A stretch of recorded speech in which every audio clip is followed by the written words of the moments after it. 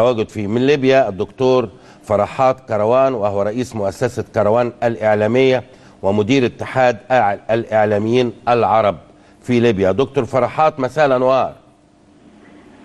اولا مساء الخير، ونحييك ونحيي مشاهدي ومتابعي تلفزيون تنبسطو، والف مبارك ونهنيهم على هذا الفوز والترشح.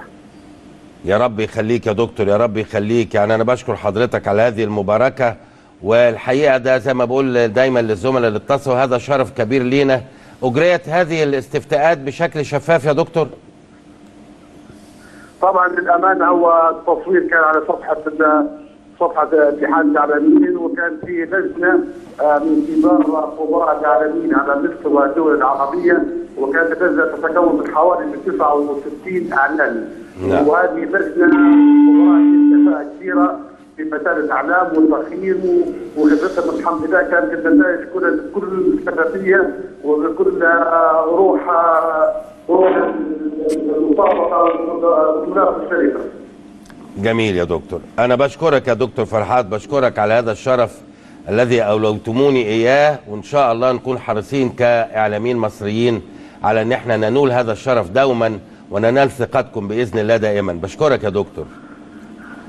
بشكرك. الحمد لله والشكر لله، وشكر للمشاهدين ومتابعي قناة تنبسطو. الحقيقة بحاجة تقريبا على نسبة التصويت على مستوى محلي داخل مصر حوالي 91%، واجمالي على مشاهدين الوطن العربي والعالم كانت النسبه حوالي 94%، وهذا شيء كويس وشيء يبشر خير من هذه القناه اللي هي المصداقيه ولها الشفافيه، عندها نسبه كثيره من الجمهور العربي سواء كان داخل مصر او الدول العربيه او بعض الدول العالميه يعني، وهذا شيء.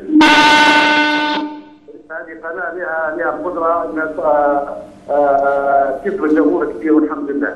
اشكرك يا دكتور فرحات، اشكرك شكرا جزيلا. اشكرك الدكتور فرحات كروان، وهو رئيس مؤسسه كروان الاعلاميه ومدير الاتحاد الاعلاميين العرب في ليبيا.